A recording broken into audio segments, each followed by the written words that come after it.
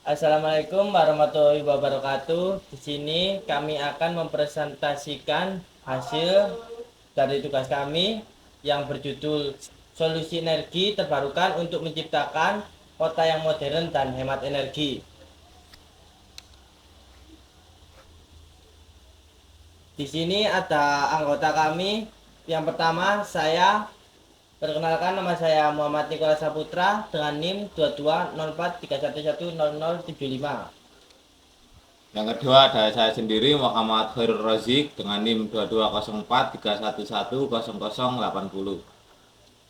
Yang terakhir saya Ahmad Durian Faruk dengan NIM 220431100053. Pendahuluan. Kondisi saat ini musim kemarau yang cukup panjang, serta rendahnya kesadaran masyarakat akan pengelolaan sampah membuat TPA sekitar menjadi menumpuk dan banyaknya limbah domestik masyarakat yang dibuang ke sungai, membuat tercemarnya lingkungan sungai. Salah satu solusi yang dapat ditawarkan dengan penggunaan energi terbarukan untuk mengatasi suatu masalah dalam kota tersebut. Hal ini akan kita bahas dan presentasikan solusi yang dapat kita implementasikan. Definisi kota modern dan hemat energi. Kota modern dan hemat energi adalah penggabungan dari dua kata modern dan hemat energi. Kota modern adalah suatu entitas bisnis yang dimiliki oleh semua penduduknya. Maka sebagai sebuah social enterprise, tata kelola kota harus mengadopsi pengambilan keputusan partisipasi, di mana terdapat sebuah jaring aspirasi dan kolaborasi yang melibatkan para pemerintah kota. Kota hemat energi merupakan kota yang berupaya untuk mendayagunakan seluruh sumber energi serta efisien melalui konservasi energi. Apa itu energi terbarukan? Energi terbarukan sendiri adalah sumber energi yang dapat dimanfaatkan secara terus-menerus dan tersedia di alam. Contoh energi terbarukan ada seperti energi surya, angin, air, dan biomasa. Masalah lingkungan. Yang pertama, ini gambar kekeringan. Yang kedua, menumpuknya sampah. Serta yang ketiga ini pencemaran lingkungan sungai.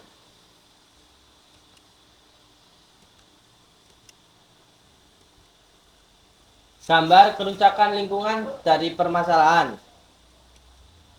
Bisa dilihat di sini ada sampah yang sangat menumpuk, ada kemarau yang berkepanjangan membuat tanah kering, serta limbah domestik yang dibuang ke sungai. Berikut ini adalah pemaparan dari permasalahannya. Permasalahan tentang kemarau panjang. Kemarau panjang periode yang ditandai dengan cuaca kering yang berkepanjangan, minim curah hujan dan tingginya suhu udara. Hal ini menyebabkan sejumlah masalah dalam masyarakat dan banyak hal yang dirugikan pada saat cuaca ini. Contoh gambar ini, kekeringan yang berkepanjangan. Masalah masalah menumpuknya sampah dapat dilihat pada gambar di samping, banyak sekali sampah yang menumpuk. Kemudian pada permasalahan ini yang sering kita lihat di sekitar kita, masih kurangnya kesadaran masyarakat untuk mengelola sampah agar dapat dimanfaatkan. Sampah yang menumpuk memiliki dampak yang banyak seperti kerusakan lingkungan, gangguan kesehatan, serta banyak lainnya.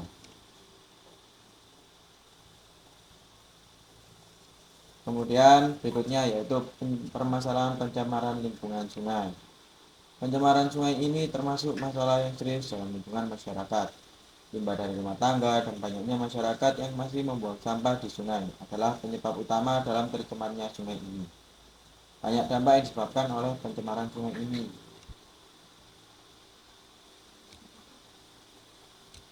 Kemudian kita memiliki beberapa strategi kita dalam mengatasi masalah tersebut.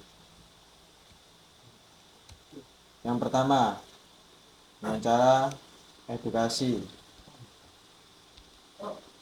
Strategi kita adalah membuat program edukasi yang bermanfaat bagi masyarakat guna pemanfaatan energi terbarukan dan lingkungan sekitar. Edukasi tersebut mencakup cara pemanfaatan energi panas, pengolahan sampah dan limbah domestik. Dan edukasi ini itu juga dapat dilakukan secara baik itu diadakan pelatihan maupun workshop ataupun beberapa materi-materi saja.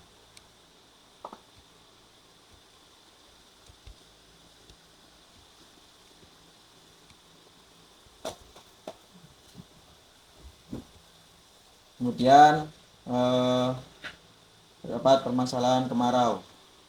Untuk solusinya yaitu untuk strategi yang dapat kita tawarkan saat kemarau yang panjang adalah proses menanam pohon di pinggir jalan guna untuk menyedot polusi dan sebagai tempat berteduh.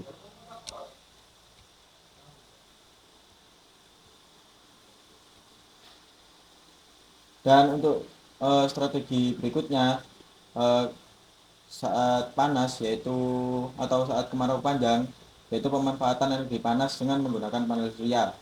Panel surya sendiri adalah alat yang digunakan untuk mengubah sinar matahari menjadi energi listrik. Panel surya menyerap sinar matahari dan mengubahnya menjadi daya listrik yang nantinya dapat digunakan di dalam kegiatan sehari-hari. Selanjutnya yaitu permasalahan sampah. Salah satu pemanfaatan sampah anorganik dapat digunakan untuk daur ulang. Sampah anorganik akan dipilah lagi dari sampah anorganik yang layak dan sampah anorganik yang tidak layak. Untuk sampah anorganik yang tidak layak dilakukan proses pembakaran untuk dimanfaatkan menjadi paving. Selanjutnya yaitu permasalahan pencemaran lingkungan sungai. Untuk tetap menjaga kebersihan lingkungan sungai, diberikan sebuah CCTV untuk meningkatkan kedisiplinan dan kesadaran masyarakat akan pentingnya menjaga lingkungan. Sanksi yang diberikan bagi masyarakat yang melanggar akan diberikan denda.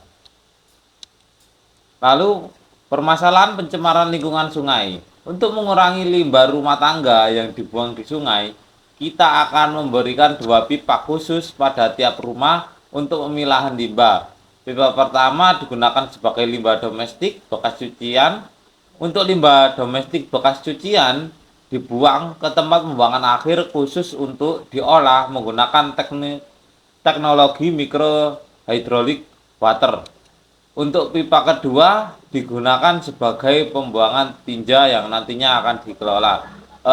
Untuk microhydraulic water sendiri adalah teknik pengolah air bersih yang dapat mengubah sebuah limbah cair yang dianggap bencana dan tidak bermanfaat menjadi berguna bagi kehidupan. Teknologi ini juga dapat membantu mengurangi genangan air dan juga banjir di suatu daerah karena memanfaatkan air yang kurang bagus untuk diolah menjadi air yang menjadi layak digunakan untuk sehari-hari.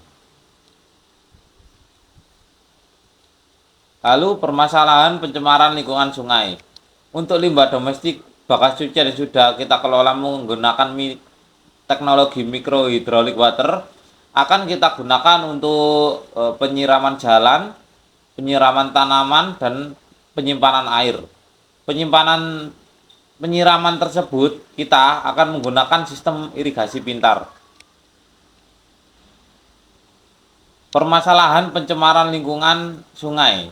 Untuk waduk penyimpanan air yang sudah dikelola, kita akan manfaatkan untuk budidaya ikan dengan sistem bioflok.